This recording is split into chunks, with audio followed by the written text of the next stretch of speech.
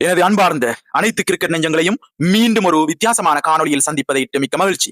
நேற்றைய தினம் ஆசிய கிண்ண கிரிக்கெட் தொடர் கோலாகலமாக ஆரம்பித்திருந்தது. இந்த ஆசிய கிண்ண கிரிக்கெட் தொடரில் முதலாவது போட்டியாக ஆப்கானிஸ்தான் மற்றும் ஹாங்காங் அணிகள் பல பரீட்சை நடாத்தியிருந்தன. அந்த வகையில் ஆப்கான் அணி மிகவும் திறமையாக செயற்பட்டது. சொல்ல போனால் அவர்களின் துடுப்பாட்டமாக இருந்தாலும் சரி, அவர்களின் களத்தடுப்பாக இருந்தாலும் சரி, அவர்களின் பந்து வீச்சாக இருந்தாலும் சரி, மிகவும் நுண்ணிய முறையில் இருந்தது. அந்த வகையில் நேற்றைய நாணய சுழற்சியை ஆப்கானிஸ்தான் வெற்றி பெற்று முதலில் துடுப்படுத்தாட தீர்மானித்தது. இதன்படி முதலில் துடுப்படுத்தாடிய ஆப்கானிஸ்தான் அணி 20 ஓவர்கள் நிறைவில் 6 விக்கெட்டுகளை இழந்து 188 ஓட்டங்களை பெற்றது.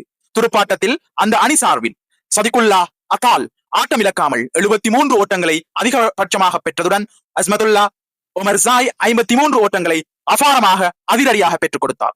பந்து வீச்சில் ஹாங்காங் அணி சார்பில் ஆயிஷ் ஷோக்லா மற்றும் கிஞ்சித் ஷா தலா 2 விக்கெட்டுகளை வீழ்த்தினர். பின்னர் 189 ஓட்டங்களை வெற்றி இலக்காக கொண்டு பதிலுக்கு துடுப்படுத்தாடிய ஹாங்காங் அணி 20 ஓவர் நிறைவில் 9 விக்கெட்டுகளை இழந்து 94 ஓட்டங்களை மாத்திரமே பெற்றுக் கொண்டது. துடுப்பாட்டத்தில் ஹாங்காங் அணி சார்பில் பாபர் ஹயாத் 39 ஓட்டங்களை அதிகபட்சமாக பெற்றுக் கொடுத்தார். அடுத்தபடியாக சொல்லும்படியாக எவரும் இந்த துடுப்படுத்தாட்டத்தில் சோபிக்கவில்லை. பந்து வீச்சில் ஃபசால் ஹக் ஃபரூக்கி மற்றும் குலாப்டின் நைப் தலா 2 விக்கெட்டுகளை வீழ்த்தினர். போட்டியின் ஆட்டநாயகன் விருதை ஆப்கானிஸ்தான் அணி வீரர் அஸ்மதுல்லா ஒமர்சாய் பெற்றுக் கொண்டார். ஆசிய கிண்ண விறுவிறுப்பான போட்டி சாராம்சத்தை உடனுக்குடன் அறிய எம்முடன் இணைந்திருங்கள்.